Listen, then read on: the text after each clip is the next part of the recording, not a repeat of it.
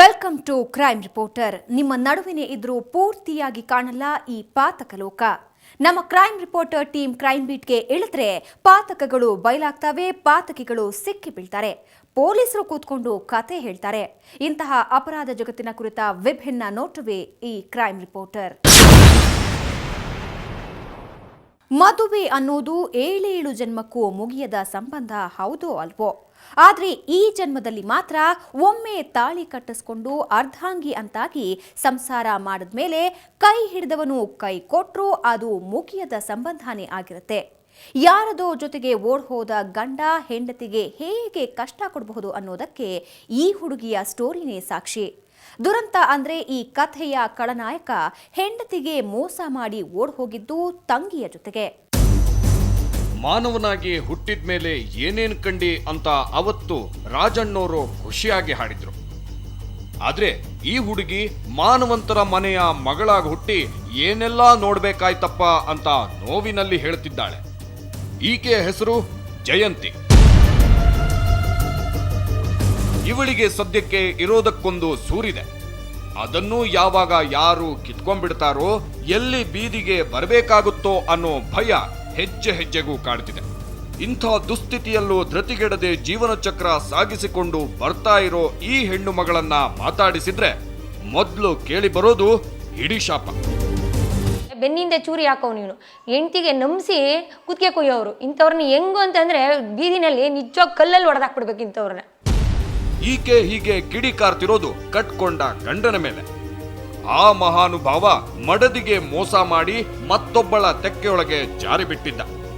ಸದ್ಯಕ್ಕೆ ಮನೆ ಬಿಟ್ಟು ಮತ್ತೊಬ್ಬಳ ಜೊತೆ ಓಡ್ ಹೋದ ಆ ಮಾನಗೇಡಿ ಎಲ್ಲಿದ್ದಾನೆ, ಹೇಗಿದ್ದಾನೆ, ಏನು ಮಾಡಿಕೊಂಡಿದ್ದಾನೆ ಅನ್ನೋದ್ಯಾವುದೂ ಈಕೆಗೆ ಗೊತ್ತಿಲ್ಲ.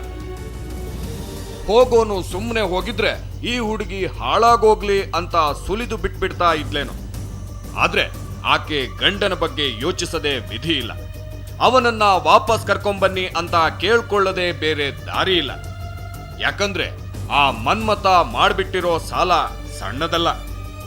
ಅದನ್ನ ವಾಪಸ್ ಕೇಳ್ಕೊಂಡು ಮನೆ ಬಾಗಿಲಿಗೆ ಬರೋ ಜನ ಒಬ್ಬಿಬ್ರಲ್ಲ. ಎಲ್ಲ ಸಾಲಕ್ಕೆ ₹1 ಕೈಗೆ ಸಿಕ್ಕಲ್ಲ ನನಗೆ. ಎಲ್ಲ ಸಾಲ ಬ್ಯಾಂಕಲ್ಲಿ ಲೋನ್ ತಗೊಂಡಿದ್ದಾರೆ. ಆಮೇಲೆ ಇಲ್ಲಿ ಚೀಟಿಗೆ ಅಂತ ಚೀಟಿಗೆ ವಹಿಸ್ಬಿಟ್ಟವ್ರೆ ನನ್ನ ದುಡ್ಡನ್ನ. ಮತ್ತು ಗಾಡಿಗೆ ವಹಿಸಿದ್ದಾರೆ, ಗಾಡಿ ತೊಗೊಂಡಿದ್ದಾರೆ, ಗಾಡಿಗೆ ವಹಿಸ್ಬಿಟ್ಟಿದ್ದಾರೆ. ಎಲ್ಲದಕ್ಕೂ ನಂದು ₹1 ಸಂಬಳ ಇಲ್ಲ. ಮತ್ತು ಇಲ್ಲೆಲ್ಲ ಚೆಕ್ಸ್ ಕೊಟ್ಟು ಹೋಗಿದ್ದಾರಲ್ಲ, ಅವರು ಇವನು ಓಡೋಗಿದ್ದಾನೆ ಅಂತ ತಿಳ್ಕೊಂಡು ಒಬ್ಬರೊಬ್ಬರೇ ಬಂದು ಕೇಳ್ತಾ ಇದ್ದಾರೆ. ಈಗ ದುಡ್ಡು ಕೊಡಿ, ದುಡ್ಡು ಕೊಡಿ, ದುಡ್ಡು ಕೊಡಿ. ಅವನ್ನ ನೋಡಿ ಕೊಟ್ಟಿಲ್ಲ, ನಿಮ್ಮನ್ನ ನೋಡಿ ಕೊಟ್ಟಿದ್ದೀವಿ ಅಂತ. ನಾನು ಮನೇಲೇ ಇರ್ತಾ ಇರಲಿಲ್ಲ. ಬೆಳಗ್ಗೆ ಹೋದರೆ ಸಂಜೆ ಬರ್ತಾ ಇದ್ದೆ, ನಿಮ್ಮನ್ನ ನೋಡಿ ಕೊಟ್ಟಿದ್ದೀವಿ, ನಿಮ್ಮನ್ನ ನೋಡಿ ಕೊಟ್ಟಿದ್ದೀವಿ ಅಂತಾರೆ ಅವರು. ಅಯ್ಯೋ ಭಗವಂತ, ಇವಳೇನು ಬಂಗಾರದ ಒಡವೆನಾ, ಮ್ಯಾಂಗನೀಸ್ ಗಣಿನ? ಈಕೆನ ನೋಡಿ ಹಣ ಸಾಲ ಮಾಡೋದಕ್ಕೆ? ಬೆಸ್ಕಾಂನಲ್ಲಿ ಒಂದು ಕೆಲಸ ಇದೆ ಅನ್ನೋದು ಬಿಟ್ರೆ ಇವಳ ಹತ್ರ ಮತ್ತೇನೂ ಇಲ್ಲ. ಇರೋ ಬರೋ ಒಡವೆ ಆಸ್ತಿ ಎಲ್ಲಾನೂ ಕೈ ಹಿಡಿದ ಪುಣ್ಯಾತ್ಮ ತಿಂದಾಗಿತ್ತು. ಇನ್ನು ಈ ಜಯಂತಿಯ ತಂದೆ ವೆಂಕಟೇಶ್ ಶೆಟ್ಟಿ ಮೈಕೋದಲ್ಲಿ ಕೆಲಸ ಮಾಡಿಕೊಂಡಿದ್ದವರಾಗಿದ್ರಿಂದ ಒಂದಿಷ್ಟು ಹಣ ಆಸ್ತಿ ಇಟ್ಟಿದ್ರು. ಅದಕ್ಕೂ ಎಳ್ಳು ನೀರು ಬಿಡಿಸಿದ್ದ ಅಳಿಯ ನವೀನ್ ಕುಮಾರ್.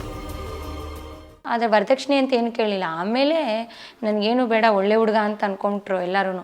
ಏನು ಬೇಡ ಅಂದರು. ಆಮೇಲೆ ಮದುವೆ ಆದಮೇಲೆ ಅದು ಇಸ್ಕೊಬಾ, ಮನೆಗೆ ತೊಂದರೆ ಆಗಿದೆ, ಸಾಲ ಆಗಿದೆ, ಇಸ್ಕೊಬಾ, ಮತ್ತು ಲೋನು. ಮದುವೆ ಆಗಿ 1 ವರ್ಷ 1 ತಿಂಗಳಿಗೇ ನಂದು ಹಾರ ಒಡವೆನೆಲ್ಲ ಅಡ ಇಟ್ಬಿಟ್ರು. 1 ತಿಂಗಳಿಗೇ ಅಡ ಇಟ್ಬಿಟ್ರು. ಆಮೇಲೆ 1 ವರ್ಷ ಅಂದಂಗೆ ಲೋನ್ ಮಾಡಿಸಿದ್ರು. ವರ್ಷದೊಳಗಡೆ ಲೋನು, ಮತ್ತು ಮನೆ ಕಟ್ಟೋಕ್ಕೆ ಇದು ಮಾಡೋಣ, ಪ್ಲ್ಯಾನ್ ಮಾಡೋಣ, ಹಂಗೆ ಹಿಂಗೆ ಅಂತ ಇದ್ರು. ಆಮೇಲೆ ಅವ್ರದ್ದು ವ್ಯಾನ್ ಒಂದಿತ್ತು, ಅದನ್ನು ಮಾರಿಬಿಟ್ರು. ಮತ್ತು ಕೆಲಸ ಇಲ್ದಂಗಿದ್ರು. ಇವಾಗ ನಂಗೆ ಕೆಲಸ ಇಲ್ಲ, ಏನೂ ಇಲ್ಲ, ಏನು ಮಾಡೋದು ಅಂತೇಳಿ ನಮ್ಮ ಅಪ್ಪನ ಹತ್ರ ಮಾತ್ರ ದುಡ್ಡು ಇಸ್ಕೊಬರೋದು. ಈ ಥರ ಹಿಂಗೆ ದುಡ್ಡು ಇಸ್ಕೊಳಕ್ಕೆ ಸ್ಟಾರ್ಟ್ ಮಾಡಿದ್ರು. ಮನೆ ಕಟ್ಟಬೇಕಾದ್ರೆ ₹4 ಲಕ್ಷ ಇಸ್ಕೊಂಡ್ರು. ಆ ಮೈದನ ಮನೆ ಕಟ್ಟಬೇಕಾದ್ರೆ. ಆಮೇಲೆ ನಮ್ಮ ಮನೆ ಕಟ್ಟಬೇಕಾದ್ರೆ ₹4 ಲಕ್ಷ ಇಸ್ಕೊಂಡ್ರು.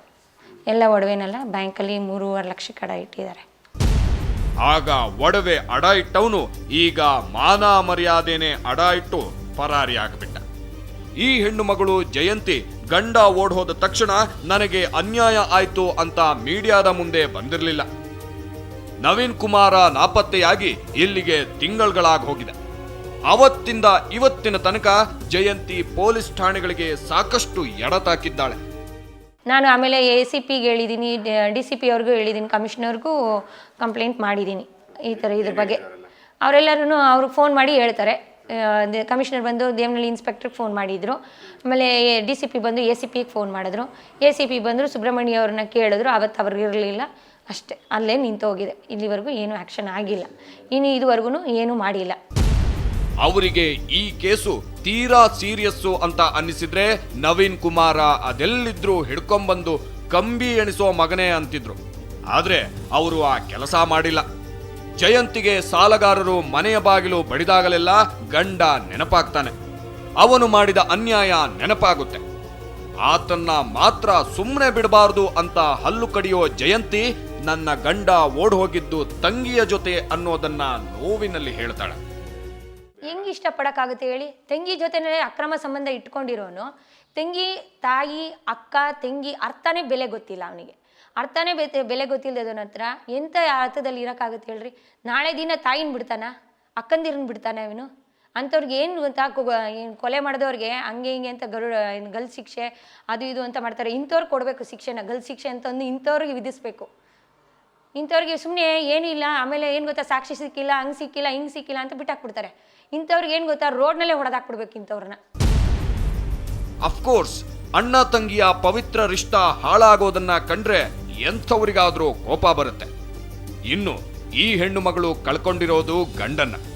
ಈಕೆಗೆ ಪತಿ ಮಹಾಶಯನ ಅಪವಿತ್ರ ಪ್ರೇಮದ ಬಗ್ಗೆ ಇವತ್ತು ನಿನ್ನೆ ಗೊತ್ತಾಗಿದ್ದಲ್ಲ. ಇಬ್ಬರೂ ಕಾಲ್ಕಿತ್ತ ಮೇಲೆ ಇವಳು ಕಣ್ಣೀರ್ ಹಾಕಲೂ ಇಲ್ಲ. ಈ ನವೀನ್ ಕುಮಾರನ ಲವ್ವಿ ಡವ್ವಿ ಆರಂಭವಾಗಿ ವರ್ಷಗಳೇ ಕಳೆದು ಹೋಗಿದ್ವು. ಅದು ತೀರಾ ವಿಚಿತ್ರ ತಿರುವನ್ನೂ ಪಡ್ಕೊಂಡಿತ್ತು. ಕೈ ಹಿಡಿದವಳನ್ನ ಕೊನೆ ತನಕ ನೋಡ್ಕೋಬೇಕಾದವನು ಸಾಯೋ ತನಕ ಸಾಲ ತೀರ್ಸು ಅಂತ ಗಾಯಪಾಗ್ಬಿಟ್ಟ. ಅವನ ಹೊಸ ಒಡತಿ ಇವತ್ತು ಹುಟ್ಟುಕೊಂಡ ಗೆಳತಿಯಲ್ಲ. ಆಕೆಯನ್ನ ಹೆಚ್ಚು ಕಡಿಮೆ ಹುಟ್ಟಿದಾಗಿನಿಂದಲೂ ನೋಡಿದ ನವೀನ ಆಕೆಯನ್ನ ಹೆಂಡತಿ ಜಾಗಕ್ಕೂ ಕರ್ಕೊಂಬರೋ ಪ್ರಯತ್ನ ಮಾಡಿದ್ದ. ಆ ಕಥೆಯನ್ನ ಒಂದು ಬ್ರೇಕ್ನ ನಂತರ ಹೇಳ್ತೀವಿ.